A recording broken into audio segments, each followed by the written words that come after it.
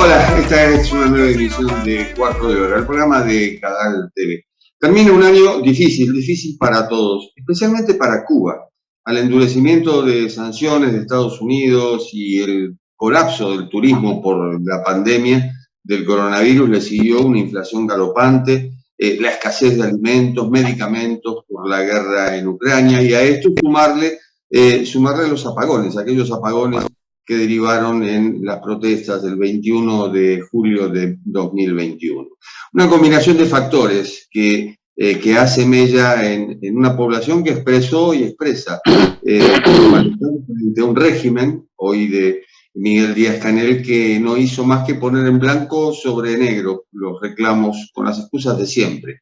Es decir, aquel que protesta se pone a ser tildado de traidor y se expone a la cárcel o al exilio. Bueno, en la cárcel permanecen muchos, al exilio se aventuraron también muchos. ¿Cómo se vive esta situación hoy en Cuba? ¿Qué pasa en Cuba, dentro de Cuba? Se lo vamos a preguntar a Reinaldo Escobar, que es periodista independiente de larguísima trayectoria, dilatada trayectoria, y es jefe de redacción del diario digital 14 y medio. Reinaldo, ¿cómo se está viviendo en Cuba? Bueno, muchas gracias por la invitación, ante todo, un placer poder compartir con ustedes, que son personas que hacen el periodismo de una manera seria, ¿no? Yo quisiera decir que los cubanos tenemos la pésima costumbre de que cuando nos preguntan sobre este país, tenemos la tendencia a empezar por 1492, cuando Colón descubrió la isla, ¿no? Y así las historias nunca se pueden terminar. Pero lo cierto es que todo este fenómeno de lo que está pasando ahora no empezó ahora. Es decir, todo lo que está ocurriendo ahora es el resultado de la sedimentación de toda una serie de acontecimientos y problemas que comenzaron ya hace 60 años. Es muy difícil entender la situación de los cubanos actual sin comprender un proceso que ha tenido una evolución, porque muchas veces acusan a este sistema, a este gobierno, de inmovilismo, lo cual no deja de ser cierto, pero también es cierto que la Cuba de hoy no se parece en nada a la de los años 60, ni a la de los años 70, ni a la de los años 80, ni a la de los años 90. Son situaciones completamente distintas, y entre esas situaciones completamente distintas está la ausencia de la sombra maligna del señor Fidel Castro, que dejó de estar sobre la tierra ya hace unos años, ¿no? Y su ausencia es algo que movió muchas situaciones y produjo cambios, pero no el cambio. Siempre cuando se habla de los cambios en Cuba, la gente sale a la calle a protestar el 11 de julio. Sí, había problemas eléctricos, claro que había problemas con la electricidad, claro que había problemas de desabastecimiento, pero no eran los reclamos que la gente gritaba en la calle. La gente gritaba, reclamaba por libertad y decía a viva voz: queremos cambios, queremos cambios, queremos el cambio. Y ese cambio no significa otra cosa que la democratización del país, la despenalización de la discrepancia política, la apertura a los derechos económicos de los ciudadanos. Y son cambios tan violentos que convertirían a Cuba realmente en otro país, que no necesariamente va a ser un país mejor, pero la gente está deseosa, como decimos, de que las cosas cambien, aunque sean para peor, porque lo que no parece tener mucho deseo de las personas es esta continuidad a lo que nos está tratando de condenar el actual gobierno. Lo peor para mí en este momento es la falta de derechos de las personas, las limitaciones de los derechos de expresión, de los derechos de asociación, los derechos políticos, que son los que en definitiva permiten que los demás problemas se resuelvan. Porque claro está, cuando tenemos un parlamento que solo sabe levantar la mano para decir que sí a las propuestas del gobierno, pues sabemos que no hay manera de cambiar nada en el país. Por eso yo empezaría por ese punto, ¿no? No por las soluciones inmediatas, como por ejemplo la gente dice, no, si se mejoran, si hacen una inversión en las plantas eléctricas, ya los problemas son distintos. Bueno, pero seguirá habiendo una dictadura, ¿no? O si se permite que cadenas de comercio de otros países vengan a vender las cosas en Cuba y las vendan directamente en dólares. Sí, sería bueno, pero seguiría habiendo una dictadura, ¿no? Es decir, realmente el problema esencial es ese. ¿Usted vislumbra ese cambio para mejor o para peor? Eh, eh, Mira, nunca se sabe, ¿no? Yo quisiera realmente que este país fuera un mejor país. Y un mejor país significa que la gente pudiera tener una vida decente con un trabajo decente. Que las personas no tuvieran que delinquir, que no tuvieran que mentir, que no tuvieran que engañar a los demás. Que en los lugares donde tú vas a comprar algo, esas personas te traten no solamente con amabilidad, sino que no te quieran estafar, que cuando uno vaya al médico que dicen que la salud es gratuita, uno no tenga que hacerle un regalo al médico o al enfermero para que te traten mejor. Es decir, un país normal. Eh, pero bueno, esa normalidad pasa por también otras situaciones. En Cuba ahora no tenemos problemas que hay en otros países del área. Por ejemplo, no tenemos una delincuencia organizada. Vaya, si alguna persona en El Salvador o en México o en Guatemala me escucha decir, en Cuba no tenemos una delincuencia organizada, podrían decir, ay, qué envidia, quisiéramos estar como Cuba, ¿no? Pero muchos cubanos quisieran estar como esos países, pero no es que querramos tener una delincuencia organizada, ¿no? Y igual el tema de las drogas, ¿no? Sí, en Cuba hay gente que se droga. Drogadicción no es un problema para la juventud cubana, ni es un problema de salud en estos momentos en Cuba. Y, y la seguridad en las calles, bueno, sí, a veces ahora hay una fiebre de asaltar a la gente y quitarle los teléfonos celulares, pero realmente el nivel de criminalidad que hay es relativamente mínimo en comparación con otros lugares. Entonces, un cambio en Cuba, un cambio democrático, un cambio donde los derechos se abran, un cambio donde exista una mayor libertad de empresa, de manera paralela y no porque sea una consecuencia necesaria, pudiera traer la introducción de nuevos problemas que ahora no tenemos. Y entre esos nuevos problemas pudiéramos tener la terrible situación de que empiecen a entrar las bandas de narcotraficantes del área a querer usar a Cuba como trampolín, que ahora no es posible, pero en un cambio donde todo sea diferente, eso pudiera pasar, ¿no? Pudiera incrementarse la mendicidad, pudiera incrementarse la prostitución infantil, pudiera incrementarse muchos males que hoy no son tan agudos, pero que formarían parte, repito, no como un precio necesario para lo otro, pero podrían ser efectos colaterales de la libertad, efectos colaterales de la apertura del país al mundo, porque Cuba es como un niño, nosotros somos un pueblo infantil que como todo niño y como todo pueblo infantil está en riesgo de no estar preparado para enfrentarse a los problemas del mundo, ¿no? Pasa con los cubanos que tratan de emigrar, que son víctimas de los coyotes en la frontera y los estafan de una manera como si fueran tontos, ¿no? ¿Por qué? Porque no están acostumbrados a andar a lidiar con esas cosas, ¿no? Y el futuro de Cuba, que puede ser necesariamente, puede ser un futuro hermoso, un futuro de prosperidad, un futuro de crecimiento, porque hay personas con capacidad, hay gente con ganas de trabajar, hay un exilio cubano que pudiera ser importante en la participación de ese futuro, pero también no está exento de riesgos. ¿Vale la pena? Sí, yo creo que vale la pena. Tampoco es cuestión de pasar de un extremo al otro, estamos totalmente de acuerdo. Ahora, usted hablaba de lo que ocurría hace 60 años y el mundo era otro, el contexto era otro, era totalmente diferente. Fuera de Cuba se habla del castrismo y tengo entendido que en Cuba no se habla de castrismo. Se habla de Fidel, pero se habla de otro mundo.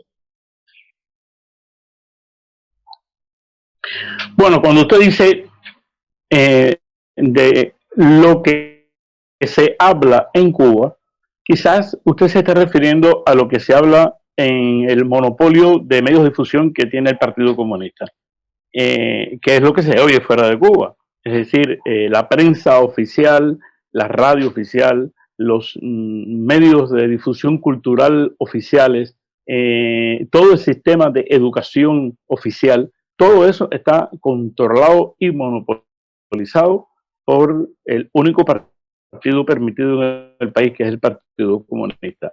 Y claro está, el uso del lenguaje de estas personas no incluye el término castrismo, porque es un término peyorativo. Hay que decir que en los primeros años de la revolución, la gente introdujo la palabra fidelista y no castrista. ¿Y qué pasa? Esto, no voy a hacer un alarde de estudio filológico sobre el asunto, pero a todo el mundo le está claro que el término fidelismo, por su relación con la palabra fidelidad, con esos términos nobles, pues resulta un poco mucho más aceptable que el término castrismo, que se remite a lo militar por lo castrense, a la castración. Y entonces son palabras que tienen un significado detrás de la otra, y todos los enemigos de este proceso siempre hablaron de castrismo y los simpatizantes usaban fidelismo. El fidelismo terminó en Cuba hace bastantes años ya. ¿No? En Cuba ya no hay fidelistas, pero hay un castrismo en el poder. ¿Cuánto contribuyó y contribuye la prensa independiente, la cual 14,5 es una muestra clara, al esclarecimiento de la situación en Cuba? Bueno, lamentablemente la prensa independiente en Cuba todavía tiene muchas limitaciones. La primera limitación que tenemos es la censura a la que estamos sometidos.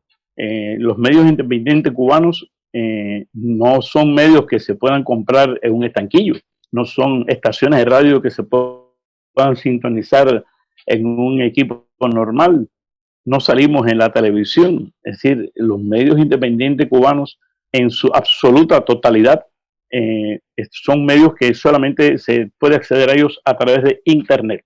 Y el gobierno, que tiene el monopolio de Internet, porque no hay empresas privadas de Internet aquí en Cuba, pues tienen la posibilidad de censurar estos medios y dificultar su acceso. Digo dificultar y no impedir, porque siempre existen caminos alternativos. Están los VPN, los recursos que toda persona que conoce Internet sabe que puede saltarse la censura. Pero utilizar esos recursos ralentiza la conexión, incluye también más costos de Internet. La Internet es carísima. Cuba es uno de los países donde la Internet resulta más cara, ¿no? Y cuando las personas acceden a Internet, las personas normales, eso que se dice el cubano de a pie, que es un término que a mí no me gusta, pero bueno, que es el que se usa para hablar de la gente común y corriente. Cuando la gente común y corriente accede a Internet, lo hace para ver si se conecta con un pariente que vive en el extranjero para que le mande algo, para pedir una recarga telefónica o para averiguar si hay una beca a la que se pueda aspirar o un trabajo fuera del país, o solucionar un asunto de visa. Ya el interés de informarse a través de Internet implica tener una voluntad política que lamentablemente no abunda en el país. De manera que nuestra capacidad de influencia sobre la opinión pública interna tiene esas limitaciones, que no son imposibilidades, son simplemente límites. Eso sí, la prensa independiente cubana rompió con el monopolio informativo del Partido Comunista. Hace unos años, si los medios oficiales no informaban algo, nadie se enteraba. Hoy la gente se entera por los medios independientes y eso trae como consecuencia que los medios oficiales serán obligados a replicar estas informaciones o a hacer aclaraciones al respecto de cualquier cosa, asuntos locales, asuntos más grandes, ¿no? Puedo decir, por ejemplo, en los años 70 morían los presos cubanos de huelga de hambre en las prisiones y nadie se enteraba. Pero cuando Orlando Zapata Ramallo hizo una huelga de hambre que murió en la prisión, los medios independientes, y de esto hace pocos años, lo informaron y el gobierno tuvo que hablar de ese asunto en sus medios y aclarar que este hombre, que no fue una huelga, que no tenía hambre, vaya. Pero bueno, había una necesidad de ripostar lo que decíamos los medios independientes y de esos medios oficiales. Reinaldo, el malestar, me imagino yo, se transmite boca a boca. Y hay una nueva generación, una generación que no ha vivido ni con Fidel ni con Raúl, y que ve el mundo con otros ojos. Esa nueva generación es, digamos que es el campo a utilizar o a emplear justamente para lograr el cambio. Sí, teóricamente es así. Bueno, yo tengo 75 años y tuve el lujo de tener 12 años cuando triunfó el proceso de la Revolución Cubana, y soy un testigo del principio, un simpatizante, no un simpatizante, un caluroso militante de la revolución en sus primeros años, siendo un adolescente y siendo un joven, que bueno, después vinieron los desengaños que siempre vienen. Pero he podido ver al menos, sin ánimo de hacer una cláusula sociológica fija, podemos decir que al menos hay 3 generaciones que han vivido en este proceso. Mi generación, hay una generación anterior a mí, pero ya se está muriendo. Son la gente que tienen más de 80 años, ¿no? O 90 años. Esas personas ya no tienen aunque tienen un peso político en la cima del proceso, es decir, Raúl Castro, Ramiro Valdés, esas personas que son miembros del buró político, que tienen tanto poder, pero ya se sabe que su tiempo de vida está pues en finiquitud, está terminándose, ¿no? Pero mi generación, que fue la generación que empezó a trabajar por y para la revolución, es una generación de hombres y mujeres que puedo decir que oscila entre los 55 y los 75 años. Esa es una generación que sufre las amargas decepciones de ver que todas sus ilusiones han fracasado, de que el sueño que le prometieron y que ellos mismos prometieron después ni se ha cumplido ni hay posibilidades de cumplir. Luego está esa otra generación de la gente que tiene entre más de 30 años, ¿no? 35 años hasta 50 años. Son profesionales, gente que se graduó en la universidad, gente que también tuvo una ilusión de creer que iban a vivir el futuro luminoso, incluso que iban a ser el hombre nuevo, y también han sufrido, es la segunda jornada de frustración, ¿no? Pero ¿qué pasa con la gente que tiene 20 años o menos? Bueno, la gente que tiene, vamos a decir, 25 años o menos, ¿no? Esa gente que nació a finales del siglo pasado, en el año 95, en el año 90, ¿no? Bueno, pues esas personas no tienen absolutamente ninguna emoción sobre este proceso. ¿Verdad que desde niños tenían que decir en la escuela, al comenzar las clases, el lema de pioneros por el comunismo, seremos como el Che? Pero eso eran palabras vacías, porque ninguno de ellos quería ser como el Che. No quería decir esa consigna. Y la maestra le preguntó, ¿por qué tú no quieres ser como? No había una proyección moral, ideológica sobre esos temas. Y esta generación, esa gente que tiene menos de 25 años, para ser honestos, lo que quieren es irse de Cuba. Su sueño número 1 no es cambiar a Cuba, sino irse del país. ¿Por qué? Bueno, pues porque una mezcla de cinismo, una mezcla de falta de voluntad política, una falta de ilusión, la percepción de que el tiempo que les queda no es suficiente para invertirlo en cambiar el país, la percepción de que en los próximos 10 años no van a poder tener, no digo yo la propiedad de una casa, sino un espacio que puedan vivir pagando un alquiler, que no van a poder tener un auto, una computadora propia, que no van a poder tener libertad. Y para alguien que tiene 20, 25 años, los próximos 10 años son muy importantes, porque son los años más importantes de la vida. Y esa gente ha hecho un cálculo, que es un cálculo, yo diría casi animal, un cálculo de la naturaleza, ¿no? Dice, de aquí lo que hay que escapar. Y son los que están escapando por las fronteras, son los que se casan con extranjeros, son los que piden una visa para cualquier invento, que salen lo mismo en una lancha jugándose la vida en el mar que atravesando el tapón del Darién. Y son más de 200.000 cubanos, más de 200.000 cubanos que este año han salido del país de esa forma. Así que esa es la generación que le tocaría realmente. Es la generación que el 11 de julio salió de las calles. La mayor parte de la gente que el 11 de julio del año pasado salió de las calles era gente joven. Y es la generación que también está. Que hubiera un indulto, que hubiera una amnistía para irse. no para cambiar, para irse. Yo creo en eso no es pesimismo, es realismo, ¿no? Y el realismo es aquel que va en contra inclusive de aquello que nos inculcaron nuestros padres, ¿no? Un padre le da alas a su hijo, pero también le da raíces. Y bueno, lo difícil aquí es justamente darle raíces frente a una realidad bueno, que es aterradora. Sí, si me disculpas. Si me disculpas, esa metáfora de las raíces me gusta mucho, porque realmente siempre he pensado que el principal objetivo de un árbol es tener frutos. Y si para tener frutos hay que arrancarse las raíces y ponerlas en otro lugar, entonces se renuncia a las raíces. Reinaldo, ha sido muy amable. Le deseo lo mejor para estas fiestas y para 2023, que siga con ese fuego sagrado del periodismo que hay muchos que... No perderemos la alegría, no perderemos la alegría.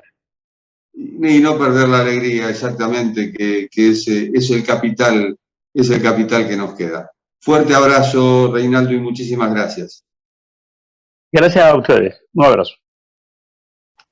Y esta ha sido la charla que hemos tenido con Reinaldo Escobar, periodista independiente, jefe de redacción del diario digital 14+. Sepan disculpar las dificultades de comunicación. Como nos contaba Reinaldo, el monopolio de Internet lo tiene el Estado. El Estado que además cobra fortunas justamente por acceder a esto que circula en el mundo, que es la información. Por eso, si han visto alguna imagen distorsionada o que, digamos, que no se acoplara la imagen con las declaraciones de Reinaldo, se debe justamente a fallas técnicas que tratamos de resolver.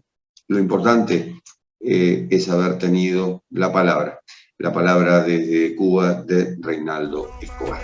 Nos reencontramos en la próxima.